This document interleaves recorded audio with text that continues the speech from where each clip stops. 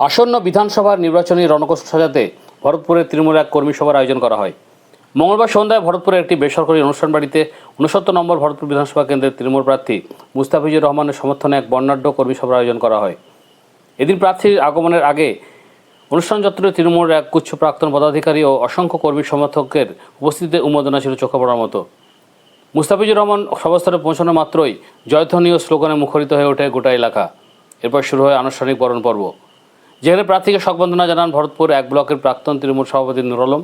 এবং এদিনে সবাই প্রার্থীর পাশাপাশি উপস্থিত ছিলেন প্রাক্তন পঞ্চায়েত সমিতির সভাপতি তথা বর্তমান সদস্য আবুল হাসনাত শিপন, প্রাক্তন সহসভাপতি আসিফুজ্জামান ওরফে পাপ্পু এবং প্রাক্তন পূর্ত কর্মাধ্যক্ষ তথা বর্তমান পঞ্চায়েত সমিতির সদস্য আলী মোহাম্মদ খান, প্রাক্তন ব্লক কংগ্রেস সভাপতি ও প্রাক্তন কর্মাধ্যক্ষ নুরুল হক টেবু এবং পঞ্চায়েত সমিতির বর্তমান সদস্য মনিরুল ইসলাম ও প্রাক্তন জেলা পরিষদ সদস্য বিকাশ দাস সহ একাধিক শীর্ষস্থানীয় প্রাক্তন নেতৃত্ব।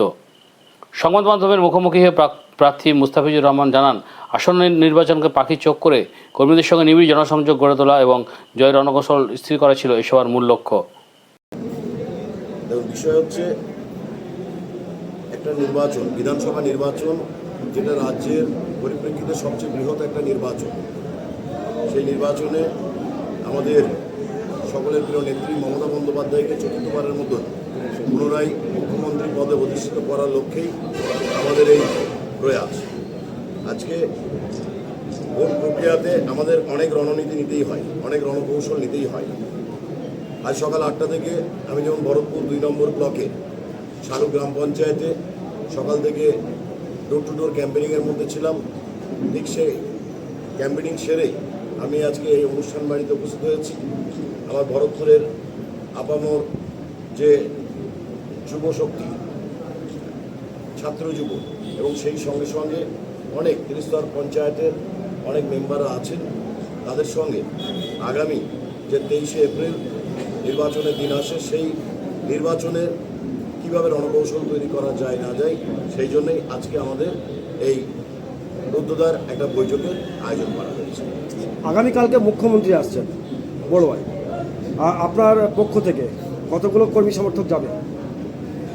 বিষয় হচ্ছে মুখ্যমন্ত্রী, আমাদের সকলের প্রিয় নেত্রী মুখ্যমন্ত্রী এবং আমাদের পশ্চিমবাংলার সবুজ সেনাপতি যুবরাজ অভিষেক বন্দ্যোপাধ্যায়, এনারা মুর্শিদাবাদের 22টা বিধানসভা ক্ষেত্রেই কম বেশি কোথাও মুখ্যমন্ত্রী সর্বময় নেত্রী আসবেন, আবার কোথাও আমাদের সবুজ সেনাপতি অভিষেক বন্দ্যোপাধ্যায় আসবেন। অর্থাৎ এই প্রচার তারাও বিধানসভা কেন্দ্রিক করছে। তাই আমাদের লোক নিয়ে যাওয়ার যে দলের পক্ষ থেকে যে চাপ, সেরকম কোনো ব্যাপার নেই, কারণ এই প্রচারটা কোনো জেলাভিত্তিক নয়, একদম সংশ্লিষ্ট বিধানসভা কেন্দ্রিক। তাই আমাদের যেহেতু সর্বময় নেত্রী আসছে, অবশ্যই স্বতঃস্ফূর্তভাবে আমরা পর্যাপ্ত লোক নিয়ে যাব।